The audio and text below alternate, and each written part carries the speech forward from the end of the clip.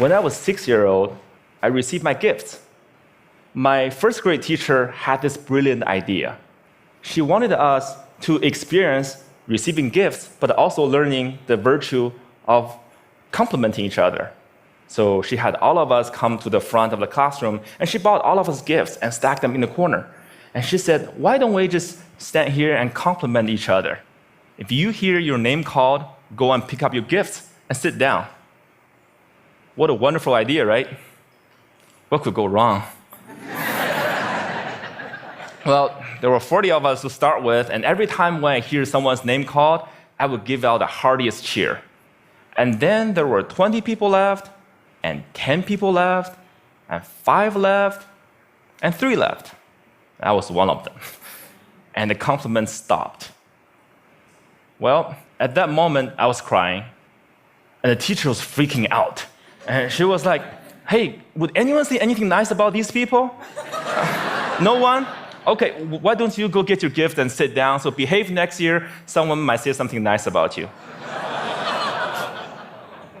Well, as I'm describing this to you, you probably know I remember this really well. But I don't know who felt worse that day. Was that me or the teacher? She must realize that she turned a team building event into a public roast for 3 6-year-olds. And without the humor, when you see people get roasted on TV, it was funny. There was nothing funny about that day. So that was one version of me, and I would die to avoid being in that situation again, to get rejected in public again. That's one version. Then fast forward 8 years, Bill Gates came to my hometown, Beijing, China, to speak, and I saw his message. I fell in love with that guy. I thought, wow, I know what I want to do now. That night, I wrote a letter to my family telling them by age 25, I will build the biggest company in the world, and that company will buy Microsoft. I totally embraced this idea of conquering the world, domination, right? And I didn't make this up. I did write that letter. And here it is. You don't have to read this through. And this is also bad handwriting, but I did highlight some keywords. You get the idea. So that was another version of me wanting to conquer the world. Well, then 2 years later, I was presented with the opportunity to come to the United States. I jumped on it. And because that was where Bill Gates lived, right? So I thought that was the start of my entrepreneur journey. Then fast forward another 14 years, I was 30. Nope, I didn't build that company. I didn't even start. I was actually a marketing manager for a Fortune 500 company. And I felt I was stuck. I was stagnant. Why is that? Where is that 14-year-old who wrote that letter? It's not because he didn't try. It's because every time I had a new idea, every time I wanted to try something new, even at work, I wanted to make a proposal, I wanted to speak up in front of people in a group, I felt there was this constant battle between the 14-year-old and the 6-year-old. One wanted to conquer the world, make a difference. Another was afraid of rejection. And every time, that 6-year-old won. And this fear even persisted after I started my own company. I mean, I started my own company when I was 30. If you want to be Bill Gates, you got to start sooner or later, right? When I was an entrepreneur, I was presented with an investment opportunity. And then I was turned down. And that rejection hurt me. It hurt me so bad that I wanted to quit right there. But then I thought, hey, would Bill Gates quit after a simple investment rejection? Would any successful entrepreneur quit like that? No way. And this is where it clicked for me. Okay, I can build a better company, I can build a better team or better product, but one thing for sure, I gotta be a better leader. I gotta be a better person. I cannot let that 6-year-old keep dictating my life anymore. I have to put him back to his place. So this is where I went online and looked for help. Google was my friend. I searched, how do I overcome the fear of rejection? I came up with a bunch of psychology articles about where the fear and pain are coming from. Then I came up with a bunch of rah-rah inspirational articles about, don't take it personally, just overcome it. Who doesn't know that? But why was I still so scared? Then I found this website by luck. It's called rejectiontherapy.com.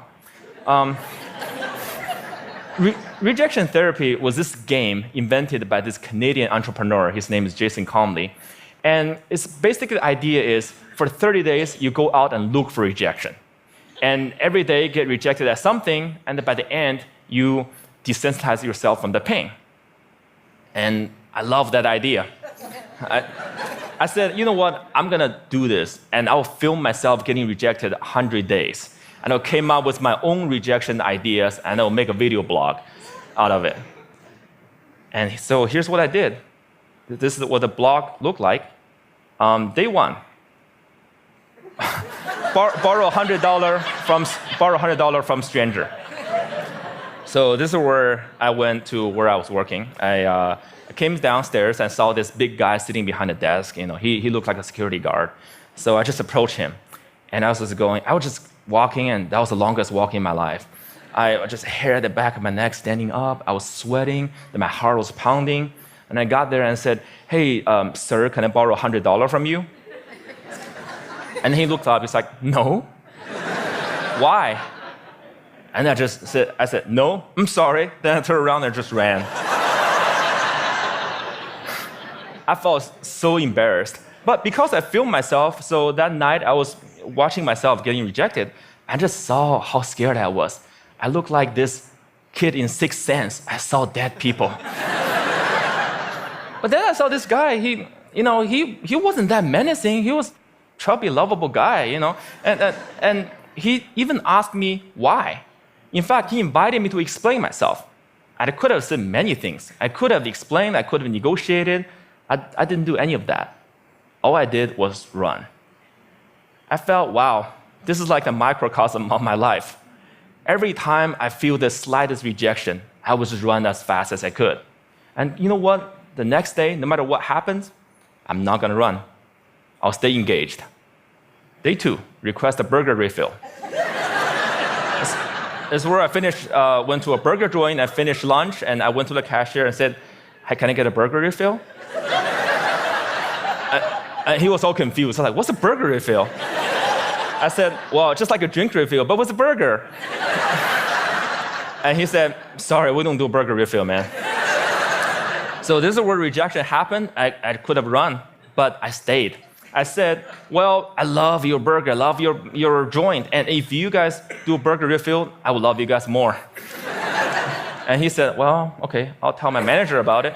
Well, maybe we'll do it, but sorry, we can't do this today." Then I left. And by the way, I don't think they ever done burger refill. I think they're still there. But the life and death feeling I was feeling the first time was no longer there, just because I stayed engaged, because I didn't run. I said, wow, great, I'm already learning things. Great. And then day three, getting Olympic donuts. This is where my life was turned upside down. I went to a Krispy Kreme. It's a donut shop mainly in the southeastern part of the United States. I'm sure they have some here too. And I went in and said, "Can you make me donuts that look like Olympic symbols?" Basically, you interlink 5 donuts together. I mean, there's no way they could say yes, right? The donut maker took me so seriously. So she put out a paper, started jotting down the colors and the rings. It's like, how could they make this? And then 15 minutes later, she came out with a box that looked like Olympic rings. And I was so touched. And I just couldn't believe it. And that video got over 5 million views on YouTube. The world couldn't believe that either. And because of that, I was on in newspapers and talk shows and everything, and I became famous. A lot of people started writing emails to me and saying, what you're doing is awesome. But fame and notoriety did not do anything to me. What I really want to do was learn and to change myself. So I turned the rest of my 100 days of rejection into this playground, into this research project. I wanted to learn, see what I can learn. And then I learned a lot of things. I discovered so many secrets. For example, I found if I just don't run, if I got rejected, I could actually turn a no into a yes. And the magic word is why. So one day, I went to a stranger's house, I had this flower in my hand, and I said, knocked on the door, I said, "Hey, can I plant this flower in your backyard?" And he said, no. But before he could leave, I said, hey, can I know why? And he said, well, I have this dog that would dig up anything I put in the backyard. I don't want to waste your flower. If you don't do this, go across the street and talk to Connie. She loves flowers. So that's what I did. I went across and knocked on Connie's door, and she was so happy to see me. And then half an hour later, there's this flower in Connie's backyard. I'm sure it looks better now. But had I left after the initial rejection, I would have thought, well, it's because the guy didn't trust me. It's because I was crazy, because I didn't dress up well, I didn't look good. It was none of those. It was because what I offered did not fit what he wanted. And he trusted me enough to offer me a referral, using sales term. I converted that referral. Then one day, I also learned that I can actually say certain things and maximize my chance to get a yes. So for example, one day I went to a Starbucks and asked the manager, hey, can I be a Starbucks greeter? He's like, what's a Starbucks greeter? I said, do you know those Walmart greeters? You know, those people who say hi to you before you walk in the store and make sure you don't steal stuff, basically. And I want to give a Walmart experience to Starbucks customers. Well, I'm not sure that's a good thing, actually. Actually, I'm pretty sure it's a bad thing. And he was like, oh, yeah, this is how he looked. His name is Eric. He's like, I'm not sure. This is how he was hearing me. I'm not sure. Then I asked him, is that weird? He's like, yeah, it's really weird, man. But as soon as he said that, his whole demeanor changed. It's as if he's putting all the doubt on the floor. And he said, yeah, you can do this, and just don't get too weird. So for the next hour, I was the Starbucks greeter. I said hi to every customer that walked in and give them holiday cheers.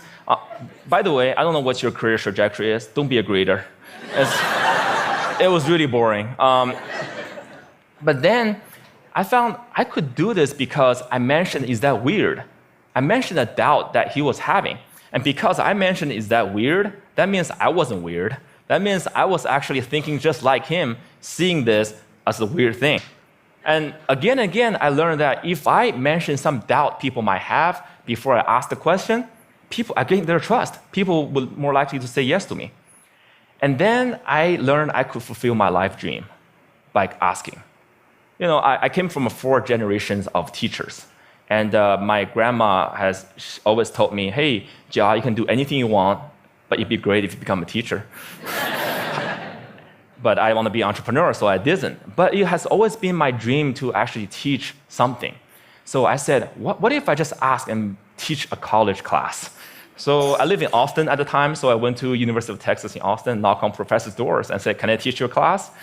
I didn't get anywhere the first couple times. But because I didn't run, I kept doing it. And on the 3rd try, the professor was very impressed. It's like, no one has done this before. And I came in prepared with the PowerPoints and my lesson. It's like, wow, I can use this. Well, when you come back in 2 months, I'll fit you in my curriculum. And 2 months later, I was teaching a class. This is me. You probably can't see this. This is a bad picture. You know, sometimes you get rejected by lighting, you know. But when I finished teaching that class, I walked out crying because I thought I could just fulfill my life dream just by simply asking. I used to think I have to accomplish all these things, I have to be a great entrepreneur or get a PhD to teach. But no, I just asked and I could teach. And in that picture, which you can't see, I quoted Martin Luther King Jr.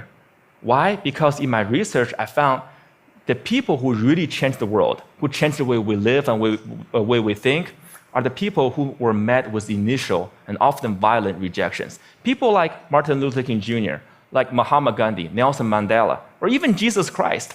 These people did not let rejection define them. They let their own reaction after rejection define themselves. And they embrace rejection. And we don't have to be those people to learn about rejection. And in my case, rejection was my curse, was my boogeyman. It has bothered me my whole life because I was running away from it. Then I started embracing it. I turned that into the biggest gift in my life. I started teaching people how to turn rejections into opportunities. I used my blog, I used my talk, I used the book I just published, and I'm even building technology to help people overcome their fear of rejection.